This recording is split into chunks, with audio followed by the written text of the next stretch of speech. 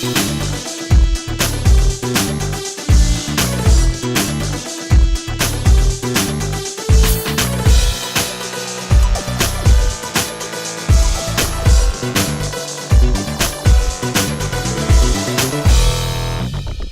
and welcome to the Computer Game Show, the reunion special. My name's David Turner. I'm here with James Farley. Hey.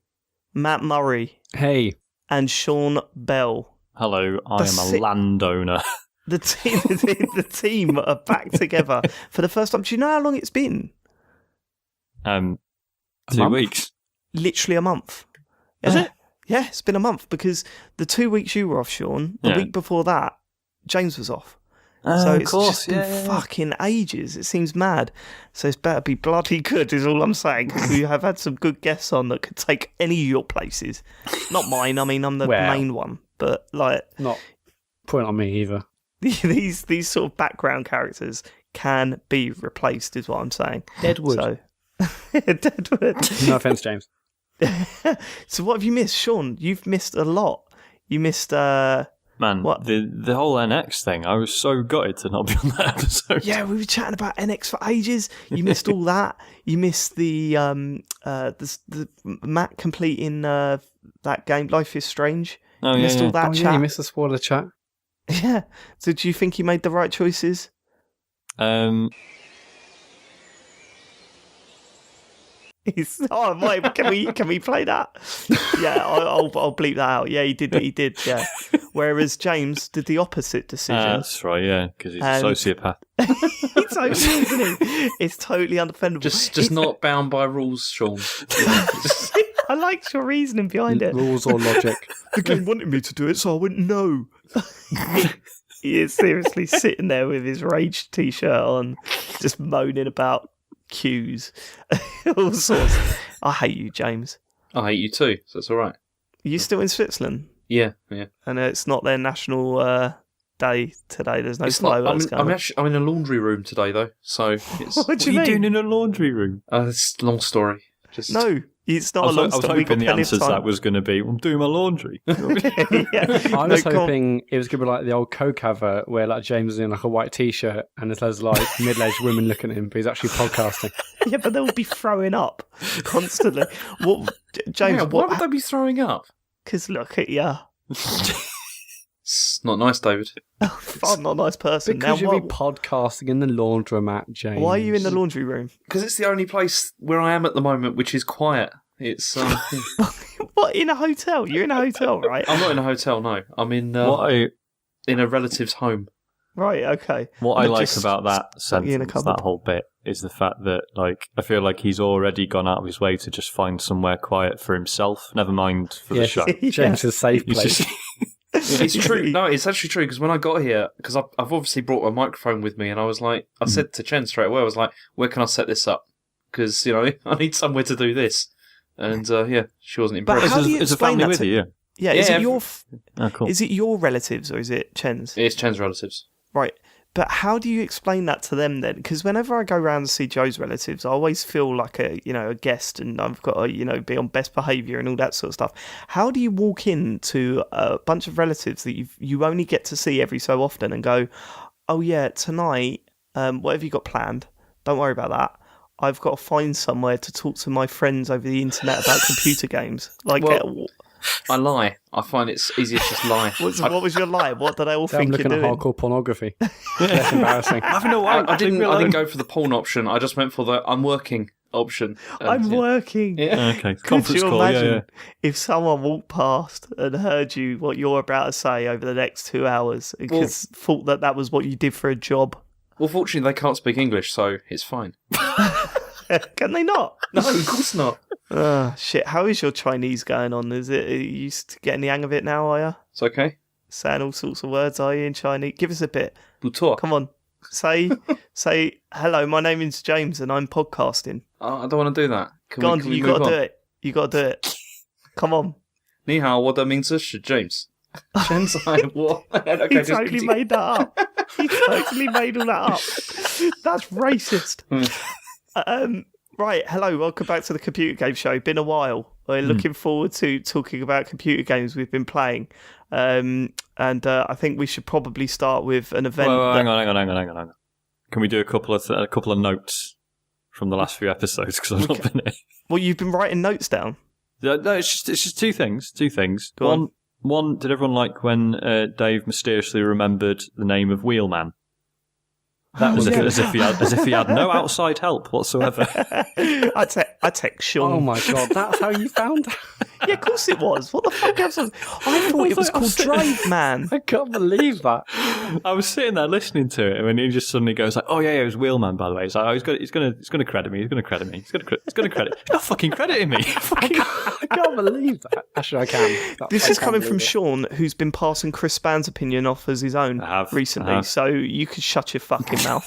Right, go on. What's your next little point? What's the next little thing you've been saving up all week? The other one was just around the NX discussion. One point that wasn't discussed about this whole sort of handheld and home console unified thing that I think is really important is it means Nintendo's attention won't be split anymore.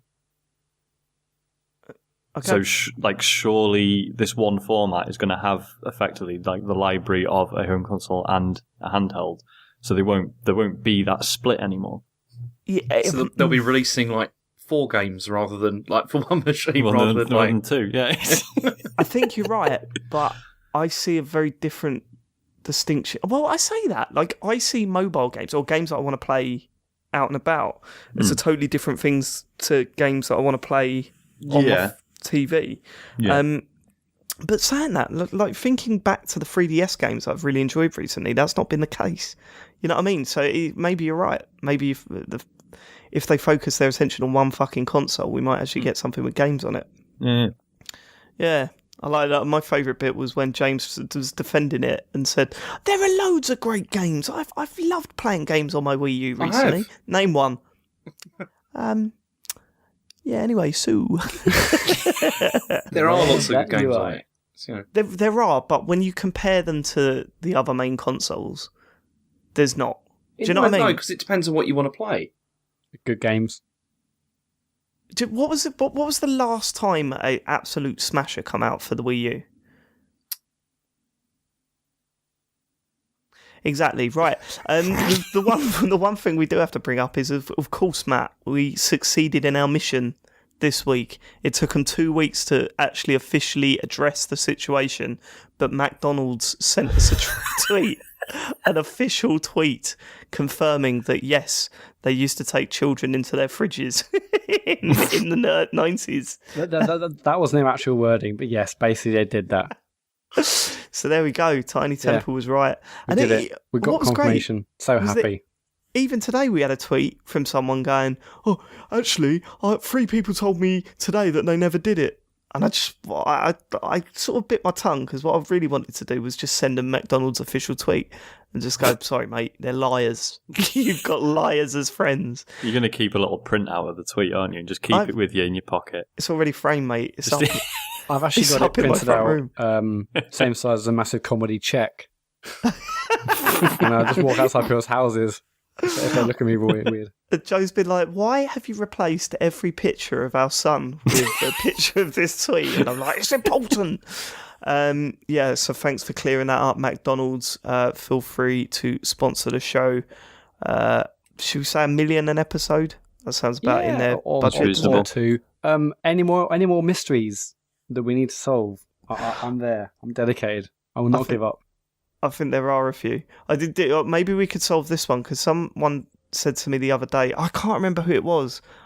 It might have even been someone at your wedding, Sean, said, "Oh, you're an architect. Why are buildings called buildings when they've been built?" Wow. They're no longer building, are they? They're built. They're builds. Yeah. And I went, well, He's got you there. I don't know. And then I wet myself. Okay. I will get confirmation from Kevin MacLeod and find out what he thinks. Who's Kevin MacLeod? He presents Who's Grand Kevin Designs. MacLeod? Fucking hell. He produced what? He presents Grand Designs, Dave. Come on. Does he? Does he? He's a hero. He's a good lad. He's not my hero. My hero is the person that invented storage facility units across the UK. That's my hero, because if he didn't exist... Who's Kevin MacLeod? I can't... I'll probably be on the streets. Yeah, I don't watch that show. It just makes me angry. A bunch of middle-class people getting middle-class things. It just infuriates What's really me. good... What's really good about Grand Designs, is when you're viewing houses. We went to an open viewing once, and this house was fucked, right? Not the one we bought, obviously. And you can see there's like people in like their 50s, like actual tradesmen who are just like, fuck this. But then you get couples in their 20s who've watched too many episodes of Grand Designs, and they're just like, yeah, it'd be really good. We can just knock this wall out, and we do this, and we do that, and it'd be amazing. It'd be amazing space. No, it won't. No, it'd be a fucking nightmare. Don't do it. No, if you knock that wall down, the whole fucking building falls down, you stupid fuck. Yeah, depressing. I mean, you get the same thing with, and I know there's this thing about parents being dickheads, and I totally understand that. When you've got like a couple who are parents talking to a couple who aren't parents, like I remember but like before we had a kid, like being furious with everyone that was constantly like telling us about being a parent and this is what it's like, and you totally turn into one of those people. And it's an exactly the same thing. You'll see people that are expecting a baby and they're going, oh, it's going to be so much fun. We're going to do this, and oh, I can't wait to do that. And I'm just like, no, give it 6 months and you'll want to die. Like you will not be able to. Have you been able to hold that back, Matt? No. If anything, I go out my way to tell them the real story. It's true. I told you all like how much it sucked, like before it happened. And I hated you because of it, because I was like, no, actually, that's the one thing you hear. Actually, I'm all right with lack of sleep. And I said the same thing a million times before I had a little boy.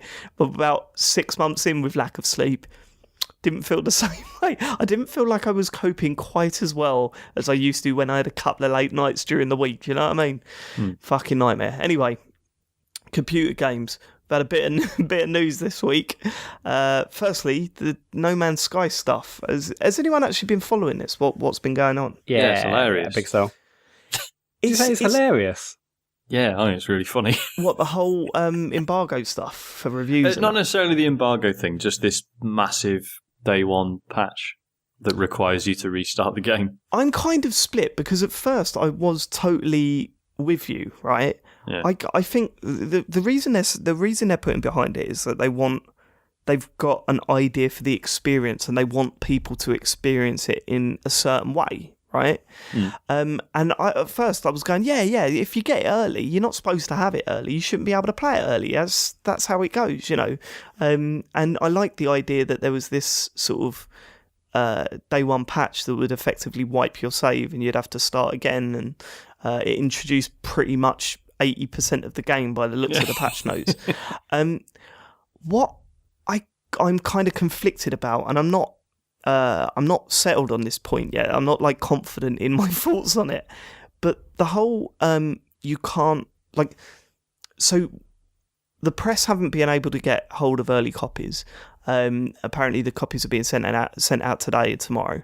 I'm talking from Monday. It's Monday today when we're recording. And the problem with that is that the game is already out in America, and effectively no one's been able to review it. And I'm not sure that that's a good idea, and I'm not 100% sure it's a fair thing to do. And in fact, this has happened a few things before, for a few games before. Like Destiny, for example, I kind of get that because it's all server based, and the whole idea is that it was like kind of a MMO. If you were to play that with not many other people in the world playing along with you, I could see that lessening the experience. But No Man's Sky is quite a solitary experience, right? Like the idea is that the chance of you bumping into someone else going about their business is very, very slim. And they've confirmed that you don't even need PS Plus to play it. You can play it offline, right?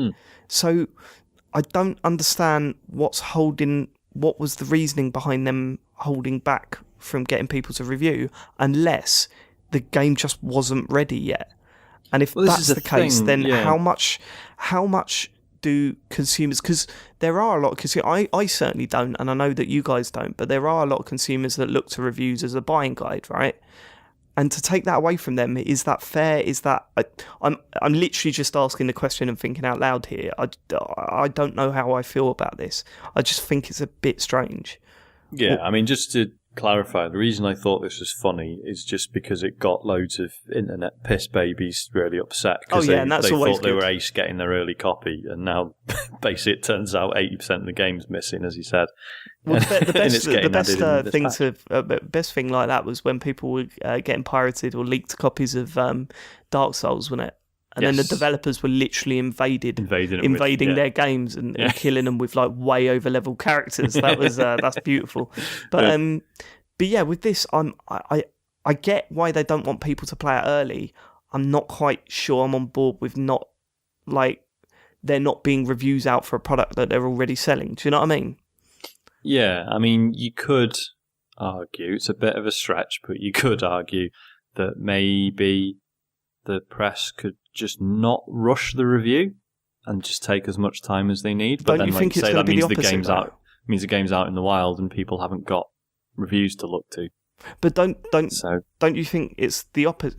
That's going to have the opposite effect though, because I think these everyone wants to get those first reviews out there, right? Yeah. And they're going to get the game, and it's not going to be about, oh, now you've got time to really give it a go and test it out and come to a full conclusion. It's going to be get the review done as quick as possible because we need the hits. The moment if we're the first to put a review out there, we're going to get the majority of the traffic. So fucking review it now. And that's what I'm saying. Like, but is that the problem more than the situation with No Man's Sky in particular? Like, just that culture of like, you've got to be first or else fucking forget it. Yeah, I think that is. I mean, it's an understandable problem because these websites and stuff, they live and breathe on their hits, right? That's how they get their money, and so you can understand why they're chasing those clicks and the hits and stuff like that.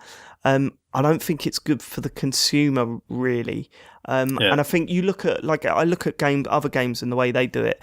Nintendo are incredible for putting press like review code out there, and one game that I can sort of put alongside this is Mario Maker, right? Because Mario Maker is literally a content-based game. You need a huge group of people playing it to actually for it to be beneficial, like, and to get the full experience of what Mario Maker was. And at the same time, they wanted to make sure that everyone started day one in exactly the same position. And the way they did that was that they did a completely separate release of the game for press that self-destructed on launch day, right? Yeah. So we had a month to play it and review it in this sort of bubble with all the other people that were reviewing it. And then once it come out, no one could bring all the stuff that they'd made previously into the full release of the game, so everyone was starting afresh. And I kind of think, that's a good... I genuinely think the only reason why we haven't got a code before release is because it just wasn't ready yet, and that patch was, they only went gold because they knew they had enough time to get that patch out there. I mean, this is all speculation. I don't know. I mean, they're saying otherwise, but I just worry that this could become the norm. I mean, No Man's Sky is it's such a weird case in and of itself, anyway, isn't it? Like, even if, say the embargo had been a week ago, it's one of those games that's so hyped and everyone's already so like insane about it in one direction or another. It feels like we're probably going to be it feels like we're currently about 3 months away from an honest critical appraisal of the game. Oh, totally. Oh, yeah. It's going to be really exciting. There's just going to be so much noise about it. It's just going to be intolerable. Yeah, if the game is what it promises to be, and to have so much in it, then you ain't going to be able to get a proper... It's like, it's almost impossible to review a FIFA game in the time that you're given to review it. Because, for starters, there ain't no way you're going through seasons after seasons after season. There was like, I remember there was one version of FIFA, right, that come out, and there was, it was getting high marks, and people had noticed that the system for playing cup games in like seasons mode was broken, and that you, no matter what team you were, you get drawn against the same teams in the same rounds on every game, right? Like every season. And they were saying this is broken. And then I saw people going, how did the reviewers not pick this up? Well, because you're probably going to have to pay about 70 games of football, FIFA, in that one game mode to pick that, to even notice it, right?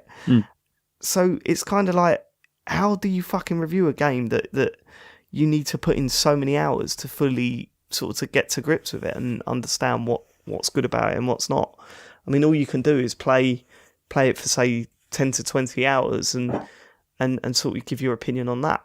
And it's not until there's like 3 or 4 months of people playing in it for hundreds of hours that you realise that, oh yeah, there's a broken system here. Like if you do lob through ball, that 90 times, like 100, that'll go in the back of the net, and stuff like that. It's weird. Come on, though. You know that there'll be somebody on YouTube, it'll be like, I played this for 5 days straight without any sleep, and I noticed this that nobody else has. Because this always happens. Which is fair enough, but it's like I couldn't then get angry at a reviewer for not picking that up on such a massive game. You know what I mean? It's weird. Anyway, which of us has actually pre-ordered it? I mean, James, you obviously haven't. Sean, that's yeah, a weirdly. Like, all the discussions we've had on the show about like, yeah, but we don't know what the game's actually like and what do you do, etc., etc. Reading that that information thing about the patch was actually what sold me on it. Oh yeah, I found out actually. Reading patch notes got me more excited to see that they're building just so like, much already. Fuck, like this. What was it in the this patch is all the notes stuff that's in the game. What was it in the patch notes that excited you? I don't know. I think it just spelled it out in like a really concise way, like what is actually in it. I'm trying to find the patch notes now while we seamlessly. I guess while Sean does that, for me, it just felt like they're building so much already. They were not just going to drop the game and then just see what happens and then update in a few weeks' time. That they have already got big plans and they're already working on that. And if this is just the first patch to maybe get things working in the right way, then after a few weeks and months of fan feedback and God knows what else, I mean, it's really exciting to see where it goes, where it will be potentially in 6 months or a year's time or 2 years' time even. And I'm sure Sean Murray had a nice little sentence or two right at the end of those patch notes to sort of get you excited for the future. I can't remember exactly what it was, but if Sean's found it, hopefully I've filled enough for him to read it out now. James, so sorry, well, go on, Sean. So, right, at a glance, so yeah, you got the 3 paths, which are these 3 sort of, not really explained, but apparently it's sort of, there's basically, you pick one of these 3 paths which affects sort of how the story goes and what sort of ending you get. And then it talks about the rules of universe generation have changed, and now there's different biomes, galaxies have all changed shape, and galaxies are now 10 times larger than they were in the early version. Can't wait to zoom out. Cannot wait to zoom all out. The way out, and there'll be more dots when you zoom all the way out. He talks about more diversity in creatures and planets, but he says they've added dead moons, low atmosphere, and extreme hazardous planets, which include blizzards and dust storms. Stuff about how they've changed the way light behaves so that sunsets look better. More ship diversity, the inventory, stuff to do with the inventory. The trading system. You can feed creatures and they help you out and do stuff. Really? And it's just, yeah. And that's what I mean. It's just adding all this stuff and it's like, oh shit, right. I feel like this is giving me a better idea of what I'll actually be getting up to or things I'll be seeing or experiencing while playing it more than any video or actual promo thing. Yeah, that's pretty bad. James, one thing I noticed on Twitter today, you said you were holding out for an Xbox One version. Yeah. Well, were you joking? I don't know. Recently I've become increasingly feeling that I want to buy a PS4, but it's just the money, isn't it? It's but yeah. Well, yeah, but as far as I was aware, Sony ploughed a shit ton of money into this, right? But they've not. I know, but the developers haven't discounted the possibility of there being an Xbox One version because there is a PC version that's coming out. Yeah, which is understandable, but I'd be surprised if there was an Xbox One version, especially within a year, if Sony had genuinely bankrolled a lot of this. Maybe. Nothing's been officially confirmed about what they have or haven't paid for and any exclusivity, has it? As far as I'm aware. I suppose that's a good sign for Xbox owners that, you know, they haven't banged on about it being, you know, only on PlayStation and stuff. Yeah, I wouldn't be surprised. I mean, like maybe, I know it's not quite the same sort of scale, but inside, obviously, it was Xbox. There was never any sort of, this is Xbox exclusive, and then within, I don't know when the PS4 version is due out, but I gather it's fairly soon. Maybe in like 4 to 6 weeks, this might suddenly come out on Xbox. I find it unlikely, but... No, I think it that won't would be have leaked by quick. now. It won't be that quick. I mean, it could be next year or something like that. You know, maybe they'll just be like, you know, it may just be timed exclusivity or something like that. We'll see. But James, it has... just buy a PlayStation. It is pushing me towards it, because I really... It does look like exactly the kind of game I'd like to play. And it's just very frustrating. It was funny because you were asking about like what the best exclusives for PlayStation were, and there are actually quite a few in there. There's like you know, you were saying that Bloodborne, obviously, because you've got into the Souls games and stuff, and I said like one that you don't even think about. Drive Club is still a genuinely brilliant game, and it's quite a showcase for how good games can look on that system. You know, plus you can get it for about $5. Exactly, if that. Just buy one, and then you can join the Destiny clan, where all the real cool Destiny people play. Are people still playing that, though? I want to go back to it, definitely. I'm still on it. I mean, I've not put it on the list because who needs to still hear about Destiny now? But like, yeah, I'm still playing it. There's some new content coming soon as well, and there is a couple of weeks. That is, I think. No, September, isn't it? Yeah, is it September 10th or around then? Something like that. Yeah. Well, we should probably get back into it, Dave. If the new patches go drop in September.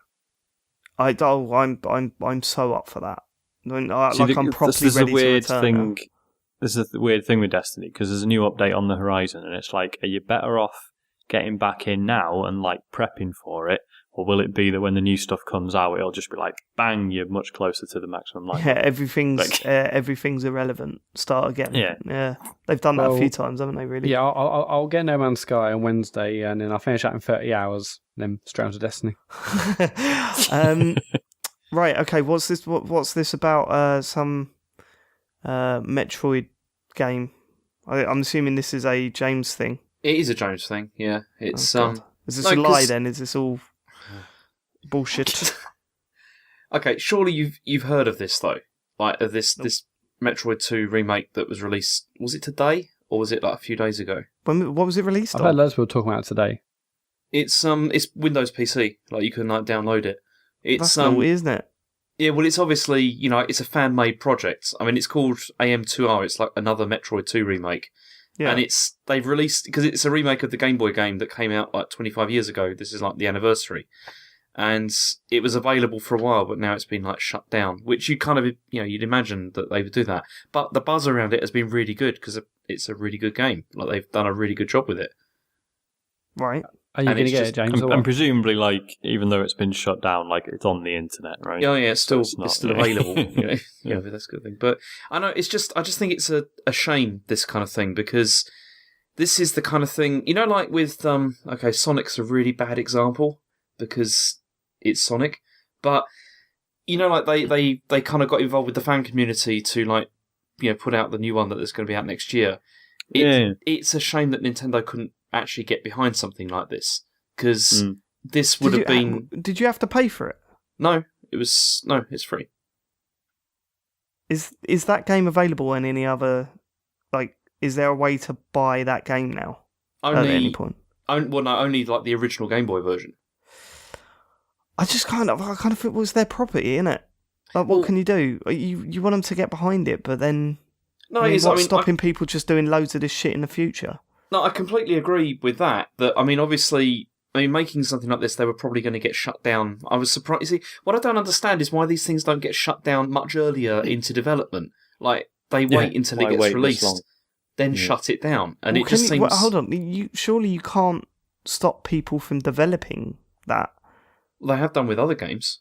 Like, with other stuff, they shut down, like, pretty early on. Even if people are just working on that shit, how can they do that if they're not publishing it? I don't know, because I mean there was a Star Wars was it a Battlefront mod or something like that was like they were trying to mod it to make it basically Star Wars, so it was just like Battlefront, and that got shut down. Like, they just were kind of in proposal sort of planning stages, and it got shut down by Lucasfilm. I think it's because usually developers will start putting stuff online, even though the game might not be released yet. But obviously they'll start talking about it and being like, "Oh, look, there's some art stuff that we've done, isn't it good?" And that's unfortunately a very good way of getting you things shut down. Yeah, and I mean, I suppose it depends what you mean by shut down as well. If it's a cease and desist, then that's technically not shutting down. They're just saying, look, if you fucking release this, we'll do you. And that kind of makes sense. But I don't know. Nintendo are so precious about their back catalogue, like seriously precious about their back catalogue. And whether you agree with that or not, like, that's just the way they are, and they own it. So what can you do about it? You know what I mean? It's true, but it's just, if you're like a fan of a series, it's frustrating because like this looks really well done, like really, really well done. And there hasn't been like a Metroid game of this style for a very, very long time. People really want it, or at least some fans want it. But instead, we get like Metroid Prime Federation Force, which may be really good, but probably it's not going to be as good as this. It's not going to be a Metroid game, is it? No, by any stretch. So, and that's why it's a shame to play it. That's why it's a shame that they can't like get behind this kind of thing to sort of release things like this. I mean, I know it's never going to happen, but it's just kind of a shame. I mean, but they have. It's like, go on, Sean. Sorry, go on. I was just going to say, it reminds me of Phantasy Star Online 2. Which I believe still hasn't officially seen a Western release, but fans have done the full translation for it. Yeah. So you can download the Japanese version, patch it, and it's in English. And you're like, and although you understand all the reasons this can't happen, it's like, why won't Sega just phone them up and be like, lads, cheers for doing the work.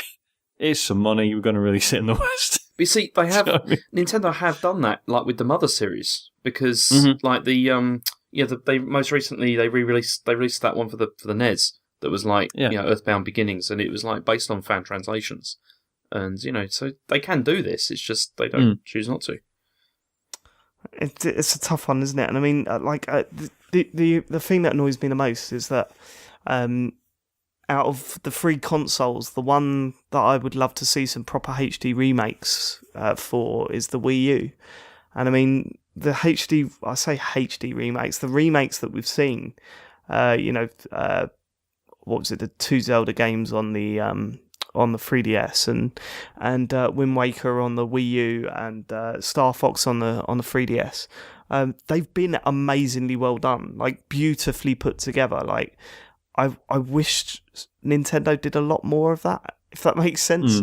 Like, I mean, I'll mention it again. Like, I want to see a proper rebuilt from the ground up Mario 64, Sunshine, Galaxy.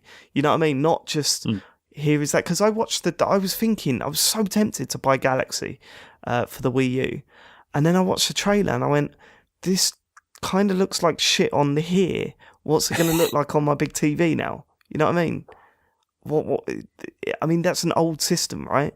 And it was dated when it come out, the Wii. So it's kind of like I would love to see them just like redo all this shit, because the way that what's that fucking Ocarina of Time looked on the 3DS was incredible, and like to have that sort of love and attention put into one of the Mario. Like the 3D Mario games, I would love to have seen that more on the Wii U. See, there was like a fan developed version of that again. Like there was like Mario 64 HD. Yeah, that's right. Yeah, I saw that. But then I mean, they did Twilight Princess as well. I mean, when you say like what games were there recently that were like good on the Wii U, I played through that and really enjoyed it. It was great. I mean, again, it's a re-release, but secretly it's better than Wind Waker, I think. But really, yeah. It's a better game. It's I thought you said that it aged horribly when we spoke about it. No, visually it's not that great, but the actual the way it plays is better than Wind Waker. Wind Waker's a bit of a mess, actually. I still think. You are going to get so much shit. Have you finished it like recently? Because the end of Twilight Princess is really good. It's like really well constructed, really well put together, but the end of Wind Waker is terrible. Like, I never got to the end because Harry just got a little bit bored of all the text and stuff. Exactly, and that was the problem. Just like his father. See, I played both of them with my daughter, and she really, really loved Twilight Princess, but she enjoyed Wind Waker, in the beginning, but she got really bored by it, by the end. And Twilight Princess wasn't the one where you were a wolf, was it? Yeah, it is. Fucking hell, really, James? No, you don't understand. There are parts of it which are not that great, but overall, it feels much more sort of coherent than Wind Waker does. Like the quests and everything, it feels more well put together. Am I mad, Sean, in thinking that James is going to get a lot of shit? Oh, I will, definitely, because loads of people... Because Wind Waker went through it went through the Zelda cycle of when it first came out, everyone was like, oh, I don't want to play this, it looks like a kiddie's game and everything. Then suddenly in everyone's mind it became the best Zelda game ever made, because everyone hated it in the beginning. But, Oh, Jesus Christ, are you sure you're not on LBC right now, just chucking out inflammatory comments just to try and get listening figures? If you're listening to this... It's because the thing with Twilight Princess is when it came out on the GameCube and the Wii, it looks terrible. It looked really bad compared with Wind Waker, because... it didn't use cel-shaded style and it looked really terrible. But the HD remake makes it, it looks better. It still doesn't look as good as Wind Waker does, but the actual game is more fun. It's more interesting. Let me just get this straight, right? Twilight Princess better than Wind Waker. If you thought Wind Waker was the best game ever, it was because you thought it was shit and childish when you first saw it. That's what you're going with. That's not what I'm saying. I'm just saying there was that kind of reversal that went on. It's the reverse backlash. Right, yeah, it's the reverse backlash. Exactly. Go on. The computergameshow@gmail.com. All complaints and issues, get them sent in, or @computergamepod on Twitter, or just hashtag fuck off James. That's what I'm going to put out there. James was wrong. Jesus, wow, James Whale. Right, let's get on with what we've been playing this week. Let's start with Matt. I want to hear what you've been playing this week. Well, in the pre No Man's Sky world, I've been trying to finish Uncharted 4. Mm-hmm. It's a good game, but I'm really getting sick of shooting mans. I'm just getting sick of shooting hundreds of men. Why? Because it's just getting boring now. So Uncharted 4, it looks stunning. I think the writing is fantastic. The characters look amazing. The characters are good and they're interesting to listen to and stuff. Set pieces are really fantastic. But when you get to a point where you see crates arranged in a certain way, like, oh god, I'm gonna have to go into cover now. There's gonna be loads of guys in red hats chasing after me with guns. It's just boring. We've been talking to John Denton about this, and what he says is correct. Basically, it would be a better game without combat. I would love that. If there's no combat in this game. That's mad. First of all, that's not what Uncharted was based on. So you'd be asking them to completely change what the series is about. God, another 50 guys to kill, and then a cool set piece and some exploration and story progressing and stuff. But it's just I'm still enjoying it, but it does wear me down a bit. In all honesty, it is a shame when I've not played Uncharted. I haven't played Uncharted 3 or 4, but Uncharted 2, the amazing bit in the village in the mountains, and the sort of before the fight kicks off and stuff. You're walking around fuck, this is amazing. This is so nice. It's just nice peaceful walking about bit. Lot of waist high walls everywhere. So yeah, we know what's going to happen. You know what's happening next again.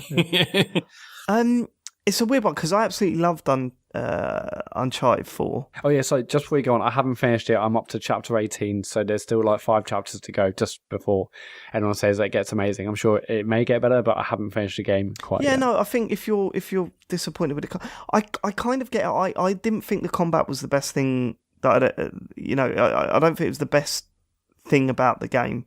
It was one of the weaker elements. I mean, I certainly after coming off the back of Rise of the Tomb Raider, which I think the combat in those two games were absolutely incredible, and it was a lot more fun to kill people in the Tomb Raider games than it was the Uncharted games. What I will say though is that I'd be interested to watch you play it, because I think about a quarter of the way through I sort of realised that it didn't want you to play it like a normal cover shooter, and I think if you're literally just hiding behind like a barrier or whatever, hiding behind cover and just popping out and taking them out one by one, I think maybe you need to take different approaches to what you're doing, because when you start looking around, and anyone who watched me play Uncharted 1 to 3 will understand I clearly don't know what a cover shooter is, so I'm certainly not doing that. I am like running and gunning or trying to, but I wish the stealth mechanics are much improved in this game. You can do a lot more in stealth, but I wish there was really the option to go through the game just being stealthy. Again, I know it's an action game, I know it's not really about that, but if they give you stealth mechanics, you can hide in like bush or long grass and bushes and stuff and do tactical stealth kills with no one seeing that you're there, not alerting other enemies. But then it gets to the point where you basically have to fire a gun, you have to get seen, shit has to kick off at some point. I wish there wasn't that much of that though. You could go through and you could just miss huge chunks. You could just miss huge chunks of that game. Yeah, I've tried. You just keep getting caught. Well, I don't know. I don't think it wants you to truly do that. I think you're right. I don't think it does. But I don't. How much swinging are you doing in this? Swinging left, right, and centre. I love it. Yeah. The swinging is brilliant. You know, everyone chucks their keys in a bowl. You know, you don't know who you're going to end up with. What I don't get is that I just had so much fun once I dropped the idea of just trying to kill people and focused on fucking around with them and fucking around with the physics and the different options that it gave you in combat. Like, you know, throwing grenades while swinging across the rock and shooting someone as I was landing and stuff like that. That's when I thought, actually, this is really good fun. I'll tell you what, right? Tomb Raider does this so much better. Tomb Raider, you do feel like you've got a whole arsenal, a whole huge set of moves. You can use a bow, you can use guns, you can use whatever you want. That, I feel like I can carve out my own play style and attack a scenario in the way I want to do it. I can do it potentially stealthily, but in the Tomb Raider series, in new reboots at least, I love using the bow and arrow. I think it just felt class, and I could happily go through the whole game doing that. I upgraded the skill tree in a certain way that I could play it in the style I preferred. And here it's just very one note. It's just very shoot. I don't know. I mean, I'm still enjoying the game. It's still an incredible game. I think it's fantastic, but there's bits now I'm just getting a little bit bored. I mean, Last of Us is one of my favourite games of all time. It's absolutely stunning in many ways, but that suffers towards the end when it just turns into a shooting gallery. I'm like, oh, why have you done this? Like, why the last two chapters? I'm just shooting guys again. Why have you done this, Last of Us? It's still that's still one of my all-time favourites, but I love it if there's a game like this where they're actually brave enough not to have it just as a shooting gallery towards the end. Yeah, I mean, I totally agree with you with Tomb Raider, and I think the upgrading the stuff, and you know, you could, if you really enjoyed arrows, you could suddenly unlock the ability to stick grenades on your arrows and stuff like that. Yeah, and I love that. It's great. Yeah, that sort of played into everything that game did well. And I do think it is weaker combat, but I think I was more disappointed with the climbing stuff in this more than anything else. I think I said it at the time that because of the way the Uncharted games are, you had no reward to climbing stuff. Like, you were just looking for the next ledge that Nathan Drake could grab hold of and not sort of plotting a way up a mountain, if you know what I mean. Yeah, I think the Tomb Raider series, the new ones at least, do that a lot better as well. You feel like you are, generally sort of climbing around and exploring things, where here it's just to get to the next section. Also, the side tombs in Tomb Raider are really great, whereas here they're just, well, there's no side tomb, there's no side puzzles, it's just like a puzzle in your way to the next combat scenario. But yeah, it's made me actually appreciate the old Tomb Raider, the second Tomb Raider game, the second Tomb Raider reboot, and much more actually. I liked it at the time, but I don't think it was as good as the first reboot. Yeah. But it makes me want to go back. But yeah, I'm obviously going to try and get this done before No Man's Sky later this week, and I'm enjoying it. But I mean, I don't know how the story ends, and obviously you're not going to spoil it for me now. But I hear this is the last Uncharted game they're going to do, and I feel like it feels like it's probably the right time to end it. I'm not sure what else they could go do next. I thought it had to be an Uncharted game, and I feel they've made that style of game, that not a cover shooter or an action adventure game like that, but an Uncharted game. I thought they've done about as good as they can do with those systems and with that style of game. Yeah. Unless they fundamentally change what an Uncharted game does and is, absolutely, then I feel like they're at the right place. I mean, this game does look absolutely stunning. It's probably the best looking game I've seen on the PS4. It just, the detail in the environments and the variety, and yeah, it's absolutely incredible. It just gets me so excited for Last of Us 2 if and when that happens. Yeah, and I think it is the right place to end it. And the story, I as much as we've been praising the Tomb Raider games, the story is piss weak compared to the story in these games. Oh yeah. The story and the writing and the characters is just so good in this. It's really, really good to watch. Yeah, love it. Okay, well, I'm interested to hear what you think when you finished it, because I've spoken about this quite a few times, but that there's a line in it that pretty much is Naughty Dog talking to the gamer. Yeah. And I want to see if you pick up on it. I really want to, and I think I've just started at chapter 18. I think there's 22, 23 chapters, but I think No Man's Sky will probably arrive tomorrow, so there's a chance that I won't finish this game for a while, but we'll see what happens. Okay, done with it. Right, anything else? For me now, I'm still playing a Super Stickman Golf with James. That's still great. That's about it really this week. James, what have you been playing? I've been playing The Walking Dead Michonne. Oh, good. I want to hear about this. Yeah, I mean, it's actually a weird one because it's short, because it's just 3 episodes. And I'm not entirely sure what the point of it is, to be honest. Is this one of those ones in between series, like, was it called like 4 days or 100 days or something? 100 days, I think, yeah. Yeah, that was between series 1 and 2. Yeah, Does this do that? No. It appears to be like an entirely standalone kind of thing. Yeah. Okay, go on. So, okay, James, right, lovely. Thanks for being on the podcast. I was coughing at that point, so I was just like trying to avoid like coughing and cut that would be good. Okay. Jesus Christ. Exactly, well, you don't want to hear that, do you? Go on. Okay. So anyway. Fucking hell. I was leaving you a gap so then you could like cut it or edit it or whatever. Podcast of the year. I ain't edited that. Oh, come on, don't be stupid. GMA's in the back, lads. Don't be stupid. Go on. Okay. So anyway, let me ask you a question, David, because you've played all of these apart from this one. No, you haven't even played all of these, have you? No, I haven't, no. Okay. But what would you hope to get from a mini-series about one character from The Walking Dead? What would I hope to get from it? Yeah. Like, if you were like, what would you... If it was just about like one character that you thought was like interesting, what would you want from it?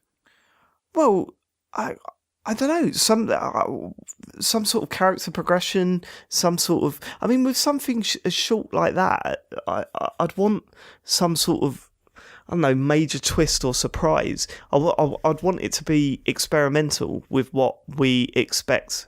Right, okay, so you've got the main series of Walking Dead games.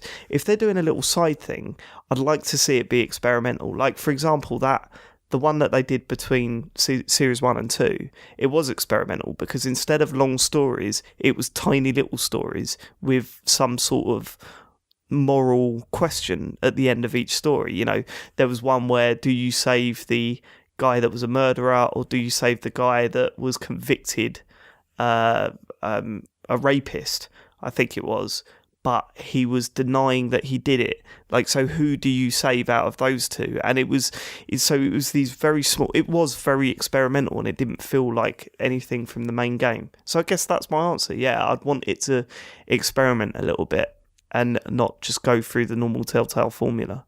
Which in that case, you'd be disappointed by this. Yeah. Because, see, I don't want, because it's really difficult to talk about this because I don't want to spoil anything for anybody that does want to play it. But I did come away from this game feeling that I didn't really know anything more about the character than I did before I started, like at all.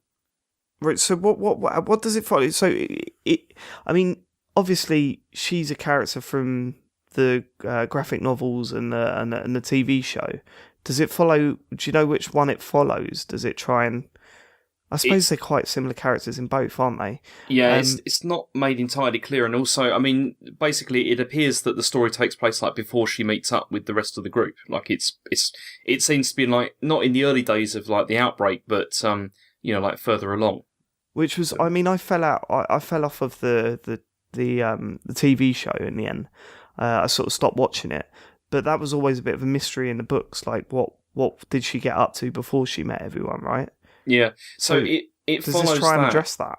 Well, it kind of does a bit, but not really that much. And you see, the other thing that's really disappointing about it is, like one of the things that was really good about the other Walking Dead games is the decision making process and the fact that often the decisions are quite tough. Like what you're going to choose. But in this, it really doesn't feel like that. Like decisions, like particularly towards the end, like feel really forced. Like they're pushing you down a specific way they want you to go. Oh man, can't you give us an example? No, because it will ruin the whole thing. But does anyone care? Does anyone here care? Nah. Come on, James, just give us one. We'll spoil about it or something. It's because what it does is it always pushes you towards using violence all the time in a way that feels artificial. Like, because basically in the game you have to negotiate with this person over the release of a prisoner. Let's just say that. But it really is it's just pushing you towards there being a violent conclusion towards this, even though it doesn't. Even though I was trying to play it as diplomatically as possible, but it was still. Even after I completed the transfer, it still went to pieces, and it just feels like they wanted to make it violent for no sort of reason really, apart from just wanting to make it violent. Well, I mean, she's quite a violent character anyway, though, isn't it? So isn't that essential to her character? Yeah, but then it feels like it's forcing you towards that, which doesn't feel right, if you see what I mean. Well, see, this is one of the problems with these sorts of games. When you have a narrative-driven, sort of user, I don't know, a game full of choices like this, people kind of expect it to be, well, I should be able to do whatever I want to do. But that kind of really stunts what the writers can do and where they want it to go. I mean, you can't just do anything you want. There needs to be a story to be told. They need to be able to tell the story they want to tell, and they need to be able to, put together the emotions that they want to, put out there. I agree with that, but that's why probably the other Walking Dead games were better, because they're not established characters. They're ones that you don't. Yeah, so totally. You can do a lot more with them. I mean, with this character, she's got baggage and history and everything, but the whole thing with the Telltale games has always been the fact that you are sort of creating your own narrative, though. With the game, you're creating your own story with these decisions you're making. Well, to some extent, I mean, there are huge bits of that game that you can't avoid. They still need the narrative beats. You still have the moment where you have to decide about Kenny, and you have to decide whether to kill such and such, and there are certain decisions where you can decide something, but it doesn't matter because the outcome is still going to be the same regardless. But in this, it really feels like the outcome is going to be the same no matter what you do, throughout the entire thing, which is it doesn't. It really feels like it's a lot of violence for no reason, to be honest. Yeah. This is the problem I have with it. I mean, and also. The reason I say I'm not sure why it exists is because of the fact that it doesn't really build on the character in any way. You don't learn anything new really about this character from the game, and that's what's disappointing about it. Yeah, it's weird, isn't it? The whole Telltale thing is really I don't know if it's just been totally diluted or if they've kind of they maybe they haven't progressed with the idea. I think one of the great things about The Walking Dead is that it felt so fresh when we first played it, and we were just blown away with the possibilities and what this essentially pretty much new genre could be. And it kind of feels like they're still playing on the same tricks, and that they're not. I'm saying that as someone that hasn't played many of their games in recent years, but from what you're telling me, it doesn't sound like it's offering anything that The Walking Dead didn't, like the original, the first series. Because I tapped out of Wolf Among Us, partly because episode 3 just didn't fucking work on my Xbox 360. And then I tried again with Game of Thrones. I did the first episode and was just like, nah, same thing again. And Game of Tales from the Borderlands, very good. Very funny. So what made that good? What made that series stand out? It's just because it had a fucking sense of humour. Yeah. It was just consistently very funny. But gameplay wise, the template was identical.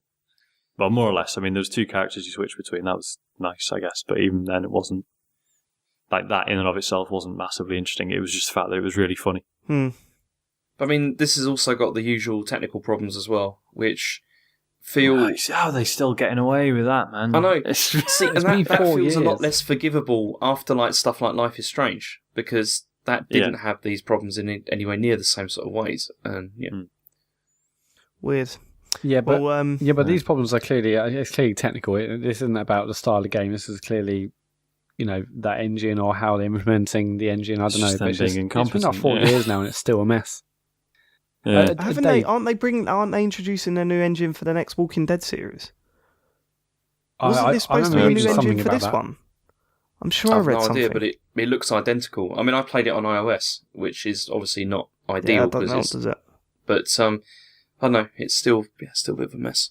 Dave, are you going to bother with season 2? Because obviously season 3's out this autumn. Are you actually going to bother with season 2? Are you going to bother with season 3 at all? I mean, I should be bothering with season 2, but that's what I'm saying. It come out when the Xbox One and the PS4 come out, and it's kind of like I kind of moved on from that system for a bit. You know what I mean?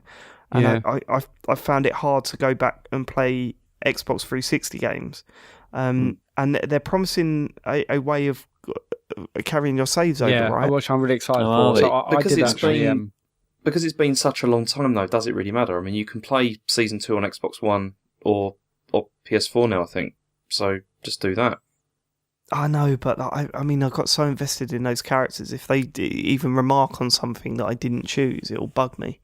Well, to be fair, I'm not sure I can even remember what I did or didn't choose at that point. It's been so long, but I did actually finish season 2 on 360. It's the only reason I had my 360 connected now. Is it's in the loft, but and season 2 wasn't great. It wasn't as good as season 1, obviously, but it ends in an interesting way. And what I've heard about season 3 definitely makes me want to get involved and play it. I just really hope Telltale have sorted out the whole next gen save stuff. I don't mind buying it on Xbox One. I've played it on 360. I don't mind playing on that. I just want to play it on a next gen console, not have to get my 360 back out of the loft to play it. See, I think they've done something because the iOS version has like cloud saving, whereby even if you delete the game, you can go back and it's saved all your choices and everything. I don't know if they've done that across, because for Game of Thrones, because I played through all of that as well. I don't think they did that for that. I'm not sure. What was the Game of Thrones one like? It started off pretty well, but then also it went down a similar path of just Game of Thrones is violent, but this was like it was a game where they felt like they were just continuously punishing you, and there was like there was nothing like good came out of it at all, really. Like it was like, I think that the thing that bothered me about, I mean, you probably remember how episode 1 ends, and it was just, without spoiling anything, basically because it involved a character from the show or the books, I was just like, well, I'm not getting revenge on him for this.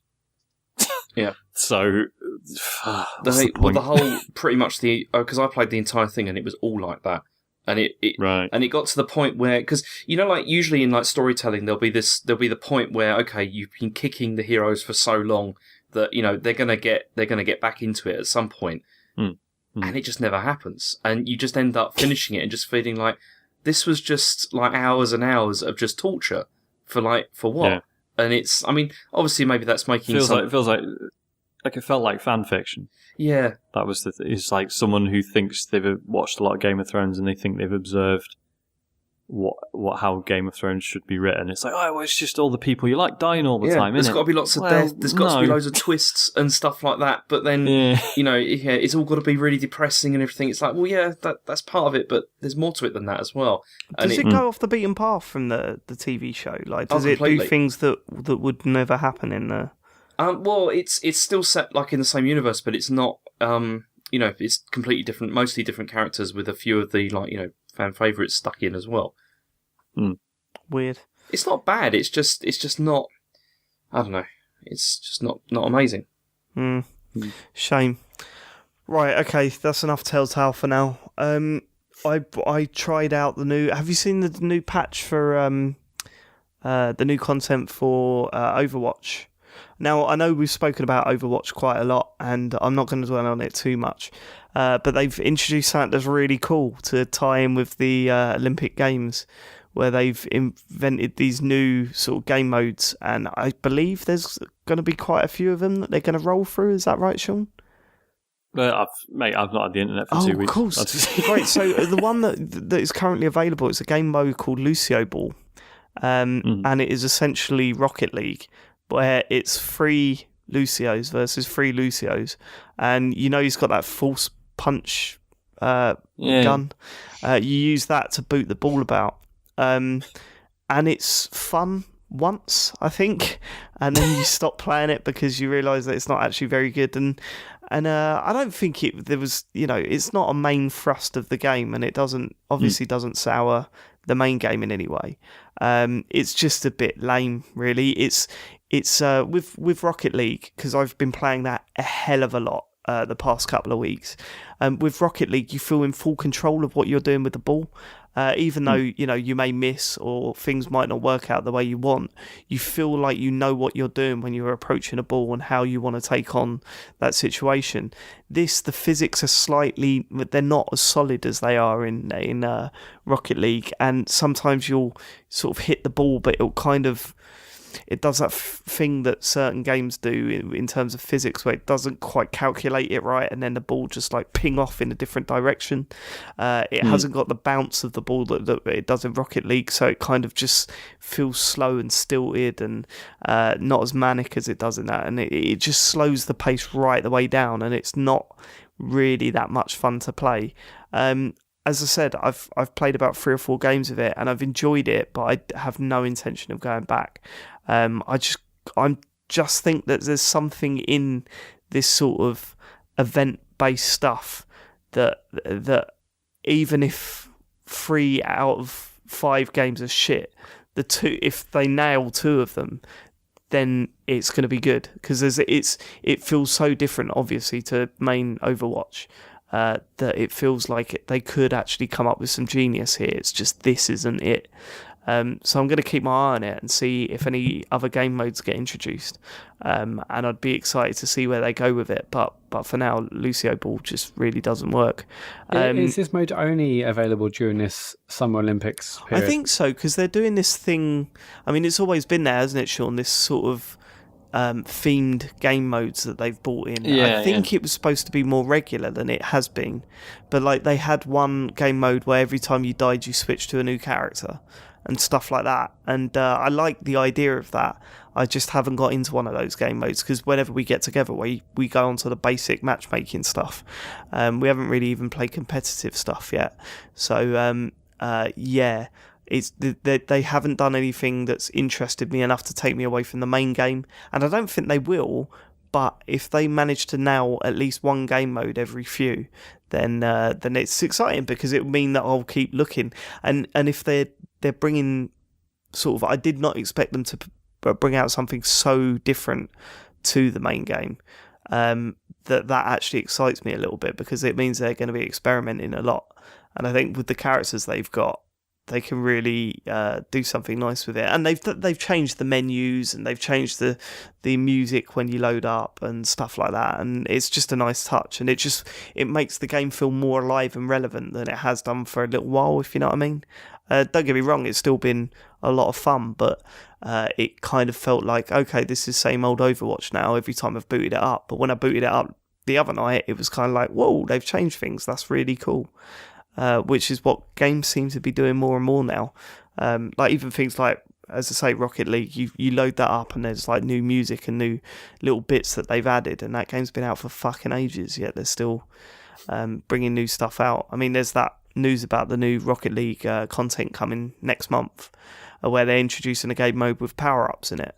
And yeah, it's to weird, me, isn't it? It feels like it's doing the things that people thought Rocket League was going to do. First of all, it's going to be a battle game with power ups and stuff. But now it's sort of going back to what people expected it to be originally. Yeah, and looking at the trailer, it doesn't excite me at all, because it just looks like a bunch of stuff that's going to make Rocket League a little bit more shit. You know what I mean? I was going to say, it's all the stuff that you would sort of, looking at screenshots of videos of Rocket League, you would expect to be in there, and then you play it, you're like, oh no, hang on, this is pure skill and physics and Exactly, just knowing the game inside out. Whereas, adding power ups is it kind of seems like reminds a me of. step in the- Do you remember when everyone was talking about Titanfall a few months afterwards? I would like to play a game mode in Titanfall where you don't have the Titans and you're just the pilots running around.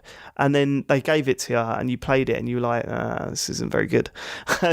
It kind of almost as if it was designed a certain way for a good reason. kind of feels it could be like that, and it might be. Obviously, it's going to be a lot more fun than that game mode was, because the power ups look fun and it looks like it'll make things wacky or whatever. But I think give it a week and you'll be back to playing normal Rocket League. And my God, that game is just the game that keeps on giving. I don't know if you're listening now. I don't know if you follow me on Twitter. Find me on Twitter. Find the video that I posted today of me playing the other night. And I mean, we've all seen that parrying video from Street Fighter where they're all sitting down, they're all screaming, oh, look at what he's doing. My video's better than that, Rocket League. Watch it. I mean, it was incredible. Literally 15 seconds left on the clock. We were 3-2 down. They had a shot. I managed to clear it off the line. Then, as the clock was counting down 3, 2, 1, I managed to loop it right the length of the pitch and drop into the top right-hand corner. Not many games can make you feel like that. That fucking game does. I was jumping about my front room like a bellend. It felt so good. Felt so good. So yeah, I've been playing that a lot. But Sean, get this.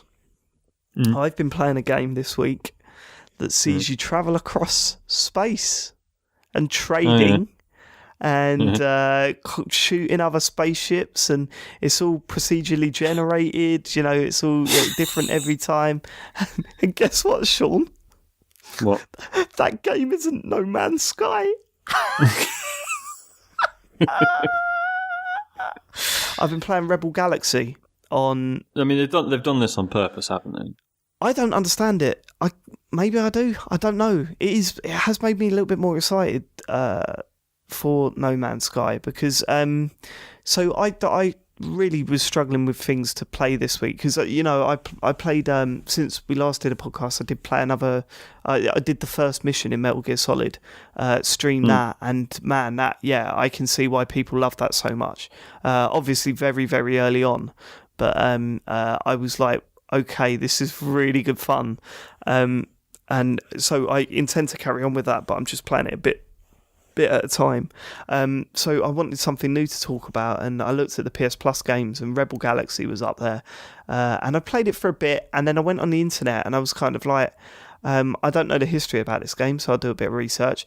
Found out it's actually a 10-year-old RPG that originally come out on the PS2 that's just been smartened up for the PS4.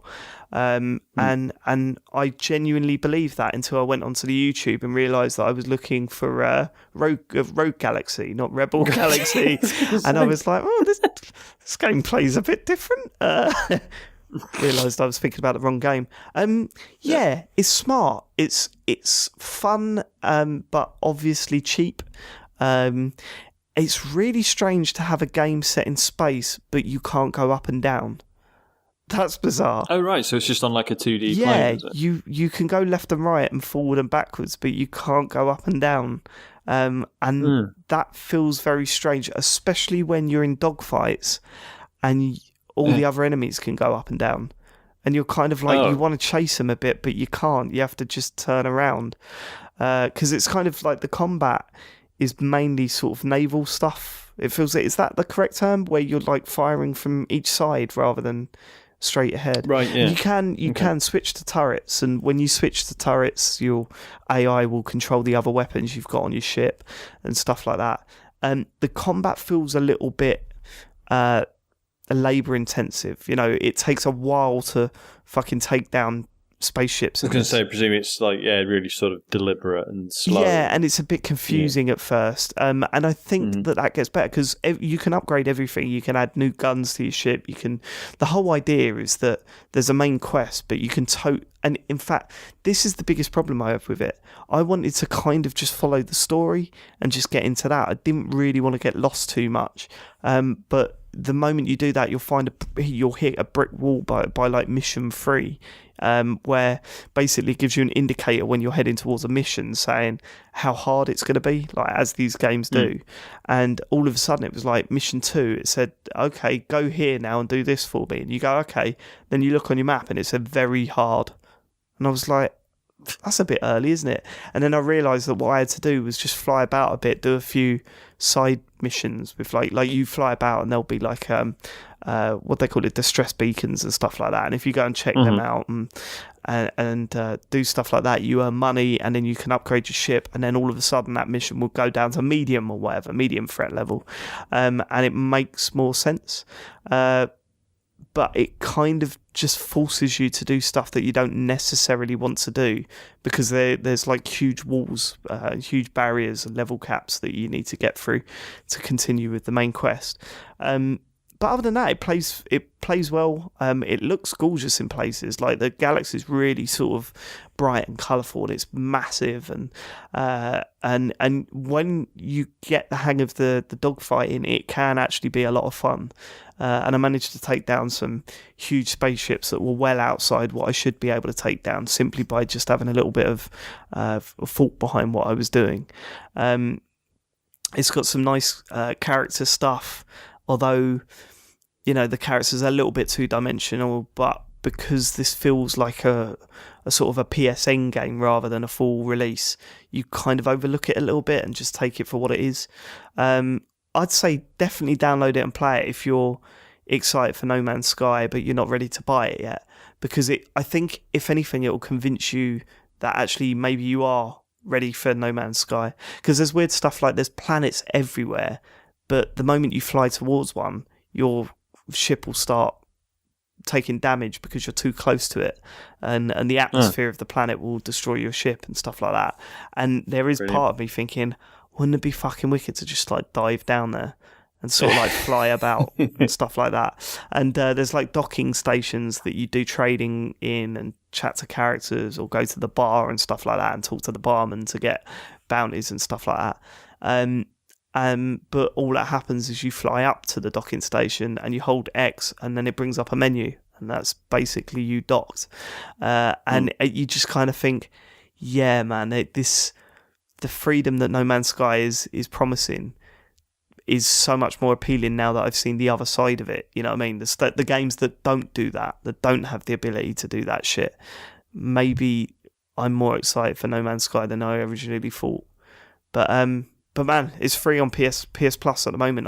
I'd recommend playing it because I still had a lot of fun with it. And although I haven't put anywhere near as much time in as I should, because it looks really deep and it looks like you can buy ships, you can buy upgrades, and there looks to be a hell of a lot of stuff to do in it.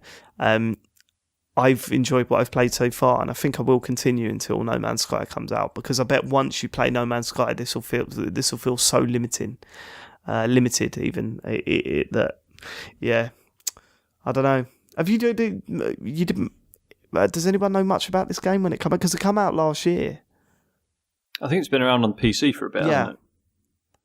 Hasn't it? It's one that I've sort of occasionally seen it in Steam sales, but it's never quite been cheap enough. And I've got it for free, so that's worked out, right? Yeah, definitely try it out, because I'd like to know what you think of it. And you should probably try it before you play No Man's Sky, because it'll probably destroy it for you. Yeah, I was going to say. Yeah. Shame. But it's kind of weird, but it's not that it's come out this month.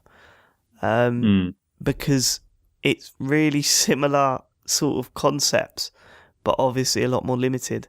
I mean, it must be doing its job, because it's made me more interested in No Man's Sky. So that must be the thought process behind it. I'm just not entirely convinced that everyone will have the same sort of reaction to it. Weird one. Anyway, that's what I've been playing. Sean? I have been playing Abzu. Awesome. What is this? And it's absolutely brilliant. We've come out some great jokes tonight, Sean. Well done. Yeah, it's good. So I'm really tired. What is it? So this is a game from, I think they're called Giant Squid, who basically it's some people who broke away from that game company, makers of Flower and Journey. And goodness me, you can tell. Like if you just told someone this was that game company's new game, you would not question them. Like just the look and the feel of it. I mean, the soundtrack's by Austin Wintory as well. He did Journey. I think he did Flower as well. Might have made that up. Who knows? Basically, Journey but underwater. Next game. No, I'm really glad you're playing this. I know what this is now. Everyone's been saying it's Journey but underwater. So what do you actually do then? What's the idea behind it? What's you it out swim on about. Well, it's out on PC and PS4. Right. I don't think it's going to Xbox One because they had some help from Santa Monica Studio, which I think is one of Sony's ones. So what's the concept? Like, what do you have to actually do? Has it got the online stuff where you meet random people? No, it doesn't have that. Right. It is just you swimming about.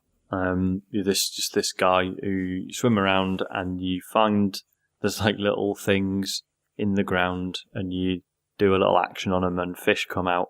But that just seems to be like a little bonus extra. Basically, for the most part, you're finding these little robots who then follow you around and then they'll sort of cut open obstacles and stuff like that. Like as a game, there's really not a lot there.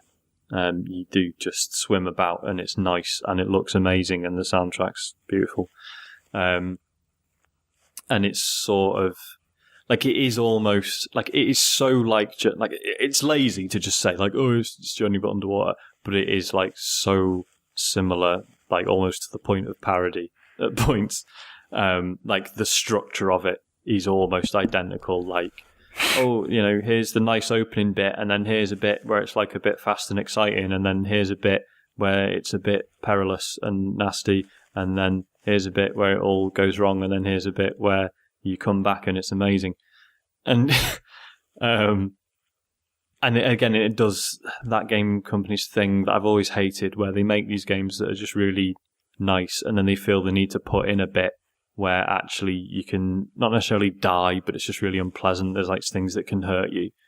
They've done that here, which is just unnecessary, but 90% of it is just fucking beautiful. Like, I mean, I think I finished it in like 3 hours, which, it's like 15 quid. I thought it was well worth it, but if you want more hours out of it, then maybe that's worth considering. Wait for it. I think it's already like 11 quid on Steam. It's like 20% off on its opening week or something. I do definitely want to pick this up. I mean, I've heard nothing but great things about it. Yeah, it's just proper fucking nice. Like there's like little set pieces in it as well that are just like the world itself is absolutely stunning anyway. But there's like a couple of really nice sort of like little sort of forced perspective bits that are just absolutely beautiful. It's just I don't know what that game company are working on at the moment, but if you really enjoy their stuff and you are up for another one of those, then absolutely check it out. Do you want to hear something mad? It's proper nice. I've never played that company game. Oh shit! You've not played Flower? That game company. No.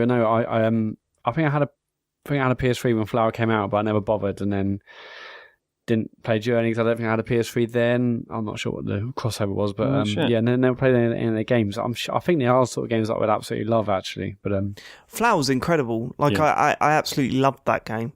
That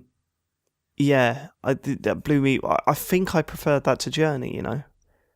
Yeah, really? That's interesting. Yeah, I think maybe I got wrapped up in the hype a little bit too much with Journey, and I wouldn't say I was disappointed because I did enjoy it, but I think I found its themes a little bit too obvious, where Flower was a little bit more subtle. Well, I say a little bit more subtle. There was that electric pylon scene that kind of rammed it down your throat. But other than that, I think I like the feeling of Flower a lot more than I did Journey, to be honest with you. So I guess what you're saying is you prefer the destination than the journey.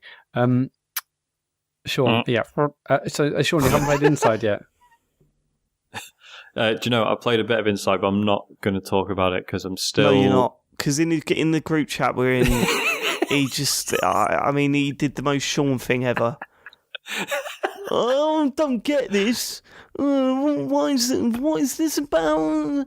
Sean, just fucking play it. Yeah, just get it played and we can talk about it next week. That's what I'm saying. I'm gonna finish it. It was basically it was really nice sunny day outside, which is just wrong. Like playing a game like that. You're blaming the weather. Just like, why am I doing this to myself?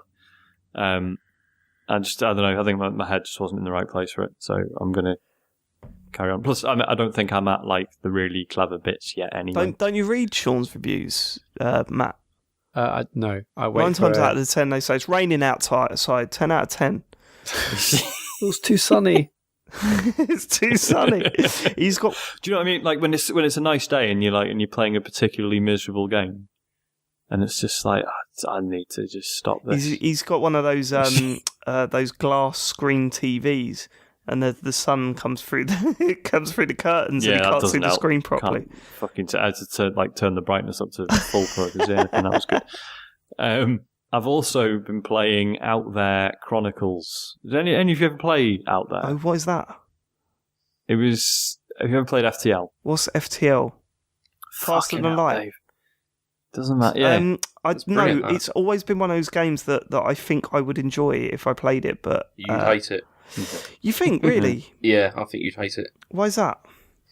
I don't know. It's space. It's like it's a roguelike. I just think you'd hate it. I'm not bad with space, though, am I? I don't mind space. I thought you hated space. That's a quote. I'm not bad with space, am I? I like space. It's more, because it's more fancy stuff you can't handle, yeah. It's the fancy. I don't mind being a nerd and that, but you hate Star Wars, Star Trek, all that stuff. I don't hate it. I've just never seen it. Never seen Star Wars. I can't. Okay, we've been over this before. I liked what do you call it? What's that fucking game? Mass Effect. Yeah, that's true. Yeah. This isn't so I love all that. Anakin Skywalkers, Darth Vaders, love it.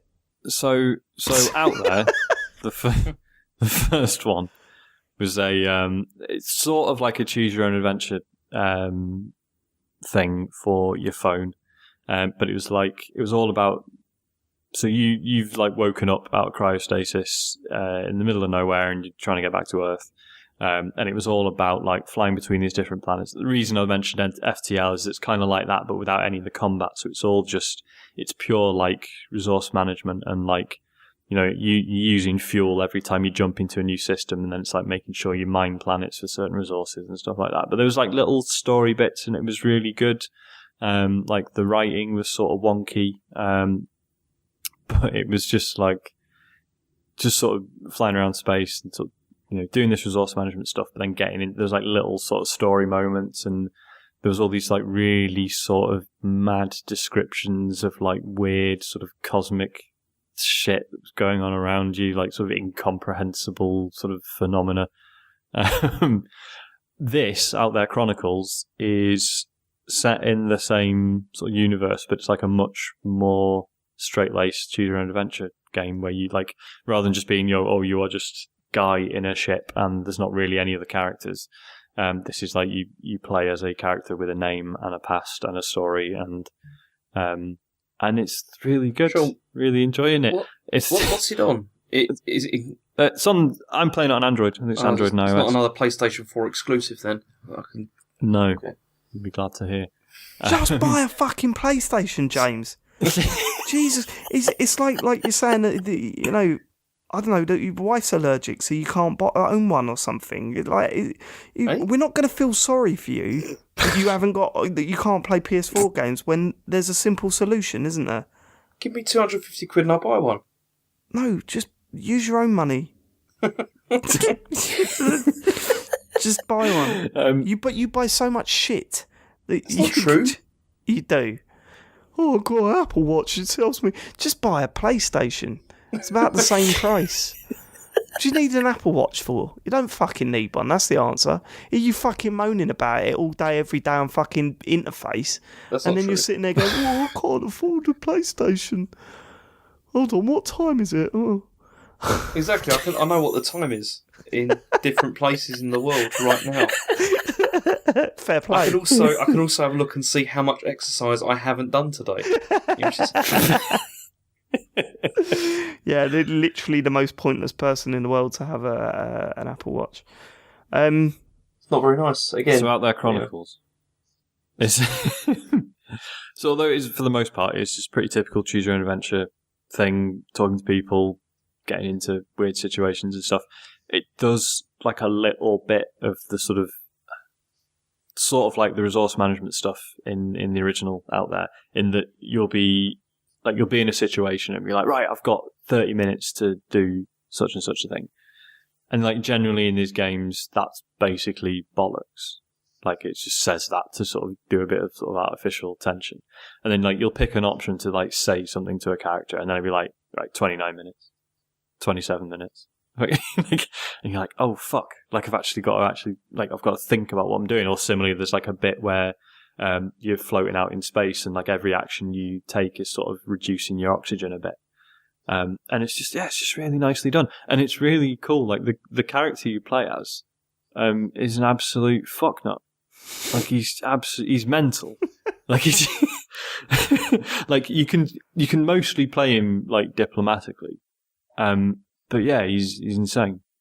An absolute which is weirdly refreshing. No less. That's the name of the episode this week. So yeah, I mean, I'm only an hour in or so, but yeah, I'm probably. How many episodes is it going to be, Sean? I've no idea. I think this is just one standalone thing. Cool. Well, I've just found out that the music was composed by Siddhartha Barnhorn, so I'm buying this. Oh, well, there you go. Oh, Barney. Oh, Barnhorn. Love his first album. Brilliant. City Barnes. Classic Barnhorn. Silcock. Yeah, I'm probably never going to play that, but there you go. No, but it's shame good. about that one. Right, okay. That's what we've been playing this week. We should get on to questions because it's getting mighty late. It is. Okay, we got a couple of emails. So Hello. I'll go with this first. Okay, so first of all, we got, will the lack of traditional console generations going forward stifle creativity and hold back developers from fully utilising the new hardware? I know at this point nothing has been made official, but it seems as though all Neo/Scorpio games will also have to run on their predecessors. This would signal that developers will be locked into only using the new hardware to improve graphics, when it could instead be used to experiment with gameplay, AI, bigger, more populated game worlds, etc. Do you see this as a problem? Do you think MS or Sony will allow exclusives that fully utilise the machines, or perhaps exclusive gameplay features, etc. on the new machines? And if the consoles really can only improve graphics, would this be enough for you to invest another £400 to £500 on day one? From Stu. I mean, I mentioned this when we were sort of discussing what the point of these new consoles were, and I kind of agree with the listener there in that my concern is that what's the point in having a brand new powerful console when I don't think they're going to be utilised to full effect? Do you know what I mean? They definitely will, though. You think they will? Yeah, but the email was from Stu. That was from SMW on Twitter. I think they definitely will. I think that in terms of nothing officially has been said, they have officially said that all games will work on Xbox, for instance. They said that 360 games, Xbox One games will work on the new Scorpio, and Xbox One S games, of course, will also work on both those platforms. But I think that they definitely will. I think for the first few months, they'll just be like more. It'd be like PC games on max settings. They'll look better, maybe slightly improved frame rates, but I think you'll get to a point where the back of the box, if people still buying physical games, the back of the box will say Xbox One can do this version. Xbox One Scorpio can have 128 players and improved frame rates or improved resolutions. They are absolutely definitely going to take a full advantage of these consoles. It's just that when you buy the Xbox One version, or if you're playing an Xbox One game in the Xbox One Scorpio, it just won't look as good as a proper Scorpio version or a Scorpio exclusive game. Are they? I thought they said that there'd be no exclusive games for. Yeah, I know they said that now, but I mean, they will. Of course, they will absolutely take advantage of these systems in some way. Because otherwise, what's the point of if it's just as Stu said, if it's just slightly improved graphics, what's the point? They're going to have to take advantage of these. But how much is that going to bum you out as someone that bought a console recently, and suddenly there's going to be features that your console that you've purchased and invested in suddenly can't take advantage of that? Oh, what? I mean, what could the Scorpio possibly do to allow more players to play on online? Well, okay, power of the cloud, isn't it? That was probably a poor example because that's more going to be like server sort of server stuff as opposed to like the graphical grunt of a machine. But they will definitely have tons of added features that the Xbox version just won't have. And then how far into that can they go without pissing off their existing customers? That's a good question. I think it is going to piss people off, but I'm not sure when they would. It's going to be really interesting to see when they do start to add these exclusive features. I mean, obviously with the Xbox One S coming out this week, some people have actually said that it does give like an extra 9 or 10 frames a second. I know that's not huge, but these things are starting to come out that actually maybe it does slightly improve games, and I think that's definitely going to increase the Scorpio. Yeah, and I mean, I do think they'll be better. I just worry that I think it's easier to develop for if you've got two consoles and one's more powerful than the other and you're developing for both, it's a lot easier to develop for the weaker console and then port it over than the other way around. And I just kind of think... Well, what was that? You think it's easier to do it for Xbox One and port it to Scorpio? Yeah, no. Surely it's better to do Scorpio and like tone everything down. Yeah, but how easy is it to tone it down and know that it runs smoothly? We have no idea. Yeah, I don't know. We don't, but it's got. I mean, logically thinking, and I'm just. Oh, logically thinking. Oh, sorry, I wasn't sure. No, I wasn't aware. What I'm saying is thinking. that surely, developing for the weaker console, you would expect the more powerful console to run whatever you've developed for the weaker console, right? No, not necessarily. I think without knowing, I don't think there's any way of saying that one way or the other. Really? But, yeah, I don't think so. Sean, James, any thoughts? Like what I'm saying is that say you've got two PCs, Sean, and one's more powerful than the other. If you develop a game that runs on the weaker PC, surely the stronger PC will be fine running that. Because I mean, the architecture's still got to be pretty similar, right? Yeah, of course that makes sense. They'll definitely be able to run it. So doing it the other way round surely would be a harder thing to do, no? I just think they're going to aim for the top spec and then like scale down because they're going to it's like game makers are developing games based on like the most powerful PCs. That they're not they're developing for machines with like tons of RAM and like 1080 graphics cards and whatnot. They're not developing for the mid range. They're developing for the top range. That's a different market, isn't it? That's a more fractured market. I think it's gonna be like that. I think this is gonna be like the PC max sort of max settings like our argument. They're going to develop for that, and then Xbox One will have will be sort of mid spec or whatever. But they're probably going to be developing for Scorpio, which is top spec.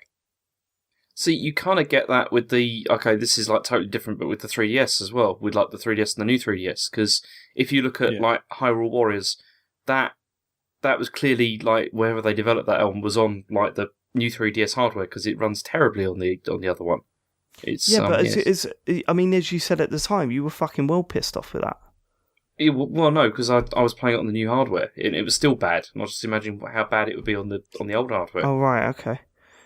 I don't know. I don't know. I think it's a little bit different when you've got the install base that the Xbox One's got. It's obviously going to take a while for the Scorpio to catch up, and I just kind of think at that point, developers are going to want to be trying to please as many people to get as many sales as possible than risking making a game that will run like shit on the old hardware.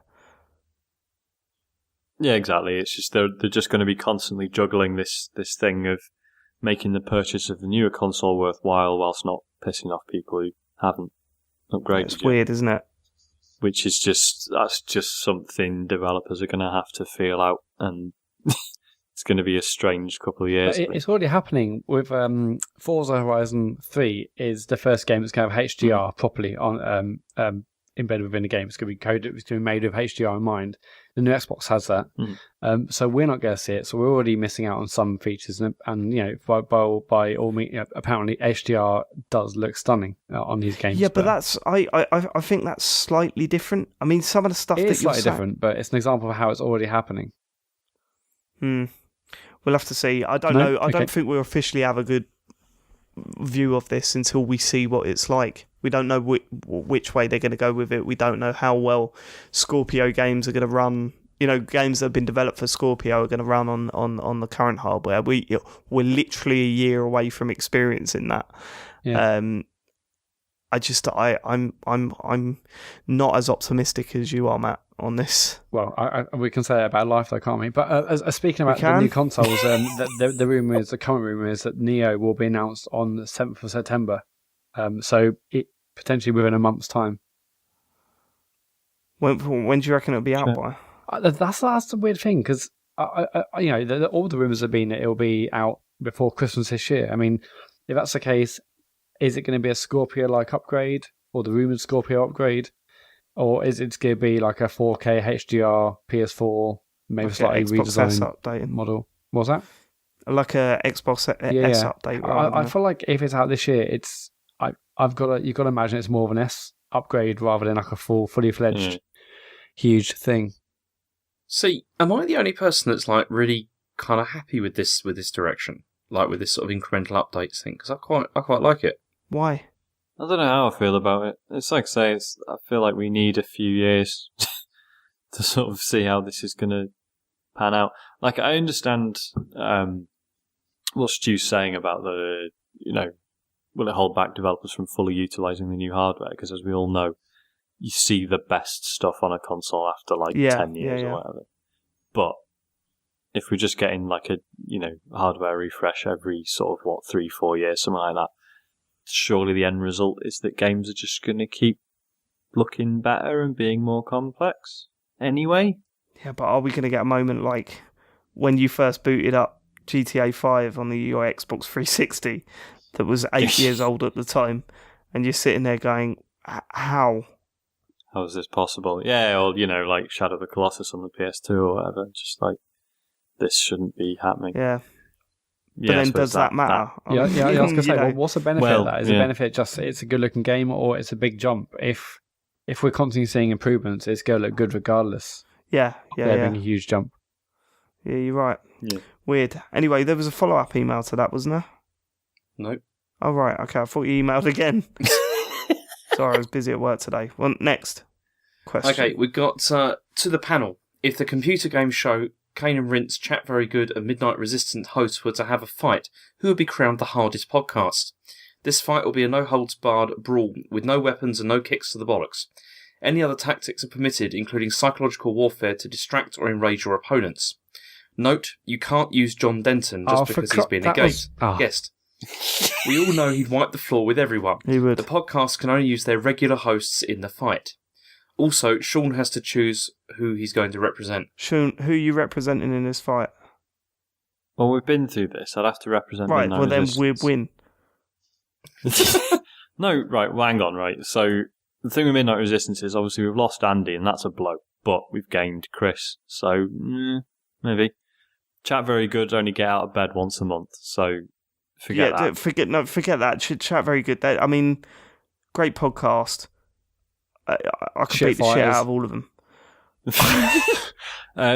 But Kane and Rince, there's like 40 numbers, of them. mate. It's like so solid crew. Yes. Also, I've met Leon. He's really tall. He will destroy me. He is. He is tall, but nah. I think we got this down. It's Kane and Rince all the way. I'm going team. I'm going Kane and Rince. Really? There's loads of them. Yeah, but half of them you could just knock out with one punch. You're not Dick Tracy. You can't punch 4 men out. I can with one throw. Fucking can, boy. Yeah, but if Leon Cox was legitimately upset with you, telling me you wouldn't just be like, "Sorry, Leon, sorry, sir, sorry." I'd be gutted if I upset Leon Cox, legitimately. Exactly. I'd be absolutely gutted. But at the same time, if it's a fight, batter the shit out of it. What if the whole fight had to be in 0.5 speed as well. Oh shit! It'd be too funny. That's where Kane and Rinch are the most powerful. Yeah, no, we got this down. Look, boys, if you came to QPR away with me a couple of seasons ago, you'd understand that this is a mismatch from the start. Know what I mean? Fucking pint glass through their head. Right, next question. Okay, we're moving on to tweets now. Jamin Tassett's got a theory about where Sean's been.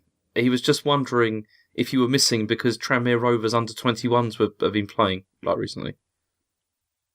Well, no, because I didn't have the internet. I was gutted to miss It was that on game. BBC. Wasn't it on BT Sport? Yeah, apparently it was on Surely you BT went Sport. to the match to see the under-21 was live. Because you're interested about the new breed of player, because I'm the number one super fan. Yeah, well, too busy editing the fanzine. That Print it all out. Sticking it together with Pritchett. You had an absolute cracker of an opening game, Sean. What a way to start. Did I? Was it 2-0? Don't pretend you don't know, Sean. You're not above it, Sean. Come on, you trend. No. Oh, no, wait, hold on. I think it's the Super White Army. It was 25th of the 4th. Oh, yeah, I think you lost 3-2, actually. Oh, well, that's not very good, is it? No, it's not. No, you really are not becoming a football football fan. No, that was actually last game of last season. I think I looked it up today and you'd won 2-0. So congratulations. Oh. But you can't cheers. wait for the next football match. No, I can't. Enjoy the points. Against the enemy football team? Eastleigh, that's who you're playing. The mighty Eastleigh. No. Where is Eastleigh even real? It's real. Is that a it's place? real, baby. It's fucking real. Next question. Nintendo's headquarters used to be there. Well, when they were the games. But anyway, what? Go on. It's true. Okay. I don't even know what you said then. It's where the headquarters used to be when Nintendo. It used to be the games. No, you know, like a long time ago, before Nintendo had proper Nintendo Europe, they used to distribute their stuff through a company called The Games. You know that, right? No, obviously not. Okay, well they were obviously not. Yeah. Did you hear the spite in his voice then? Obviously not. Go on. Anyway, let's move on. We got Darth Gamer who says the fact that whenever James doesn't want to continue with some chat, he just goes, right, let's move on now. End of conversation.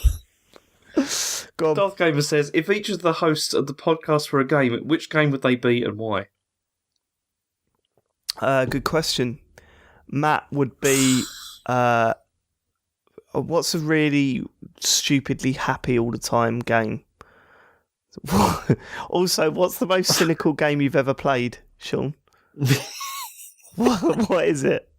I don't know. Cynical game? I was trying to think. Because that's James. Whatever game you got in your head. We did guess that's where it was going. I think Farley's basically is the Game of Thrones game, isn't he? Yeah, he is, yeah. Because just constantly you thought this would go all right, predictable as fuck. but it won't. I'd imagine Matt would be like Dance Dance Revolution or something like that. Oh, yeah, that's a good shout. Yeah, We Love Katamari. Oh, yeah. Bishy Bashy Special. Because it's just like, oh, fucking hell. Sean would be, I'm trying to think of a game that's incredibly boring and not very popular.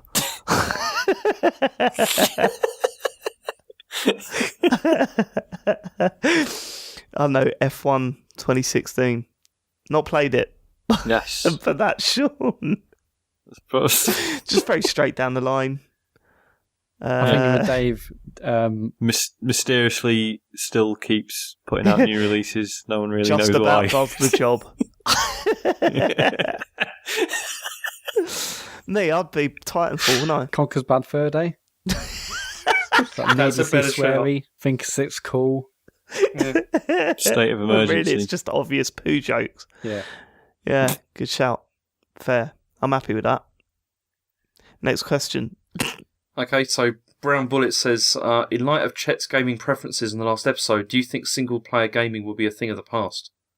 Can I just say that I didn't pick this up when we were recording, but several times throughout that podcast, Chet announced that he only plays multiplayer shooters. Then during what you've been playing, named 2 single-player games. That's a good point. one I light know gun that. game, and one, what was the other game? Prison Architect. Prison Architect. It was Prison that Architect, famous multiplayer the famous online shooter. Prison Architect. Yeah, what a load of nonsense that man talks. No. Is it? No, absolutely not. Don't be silly. Anyone that thinks that is wrong. All right. Welcome to the Computer Game Show. Next question. Okay, Thanks for this living. last one. Mason says, given that it's been weeks since Brexit and Theresa May has had a month as PM, which game would you like to see get an HD remake? All right, Sean. Bloody good question. I think, given the current circumstances, I think if Skate 3 were to get an HD remake, That's a be good really shout. Very good shout. That'll probably save the country. Yeah, it would. It would certainly. It'd make me feel less. Yeah, raise morale, miserable. definitely. Brilliant. Matt, talk your fucking shit. You know iTunes. It's you can go on there and you can leave a review for the podcast if you want. We haven't had a review in yonks, so We get have. on iTunes, leave a review, subscribe, share, etc. We had two recently. Well, I don't read them. I just assume not to. We're also on Pocket Cast if you want to subscribe and you're on Android and you hate iTunes, which is understandable because it is a big pile of shit. Emails. We'd love your emails. The email address is thecomputergameshow@gmail.com. We are at ComputerGamePod on Twitter. Follow us for lively bants every day, will you, please? Facebook.com/ComputerGameShow if you want zero engagement, which is what Facebook has given us right now. And we're YouTube.com/ComputerGameShow, which is where you'll find archives of the streams that we do. Hopefully Dave will do a Metal Gear Solid stream in the week and that'll be up on there as well. This is easily the worst bit of the show, isn't it? As well. Yeah. What should I do? It's housekeeping. Yeah. What have we Go done? YouTube and that. That's it. Done. Just go. Look, you've upset It him is now. bad though, isn't it? Now what am I going to do? It's just like listing shit, and it's the same shit every week, and no one does it. It's just all you got to say. But it makes us sound like it's like like small time podcasts who decide to start putting adverts on just because it makes them sound like This Shit, that's American next week. Life. Matt did that. Matt wanted us to get what was it? Squarespace. Yeah, I want to get some like that cash money. Oh, Yeah, but I said to you at the time, if we're getting paid for it, then good. But we weren't. It would only be if someone signed up using our code. this isn't the conversation for the pod. Yes, it is. Fuck that. If you want to advertise on our show, email us. Computer Game. What is it? Computer Game Show. Is it? Listen to the bit at the end of the show, and you might know. Oh, just email us on google.com and we'll sort something out. Just give us, I don't know, 50 quid. No, less than that. That's too much, isn't it? We should say minimum 40 quid because then we each get a tenner. Should we say that? Let's Yes, agree do with it, that. Yeah, it's got to be as long as it's easily divisible. If you by want to 4. advertise on the show, 40 quid. That's it. 40 quid, mate. Are we going to have any restrictions on different stuff? Because I don't want to advertise Squarespace. I hate the sound of those adverts. They're terrible, aren't they? Well, I was going to say they have to let us read it out. That's the. We'll take the script and No, we for reserve 40 the right quid. to. No, for 40 edit it. quid, they can send their own one in. I don't give a fuck. If it's 40 quid, it's 40 quid, mate. That's a tenner a week. That's like free coffee for me. So, yeah, get in touch. computergamepod@gmail. No one's going to want to be associated with this. The computer game show @gmail.com. Also, and I like this the most out of all of this, it's better than Twitter and Facebook and that. If you know someone that likes computer games that might like this podcast, just let them know. Just say, listen to the computer game show, it's good. And then that way we'll get more listeners. If you all did that, we'd get double the amount of listeners. You know that? Work that out. Goodbye. Thanks for living it. Thanks for living it. 40 quid.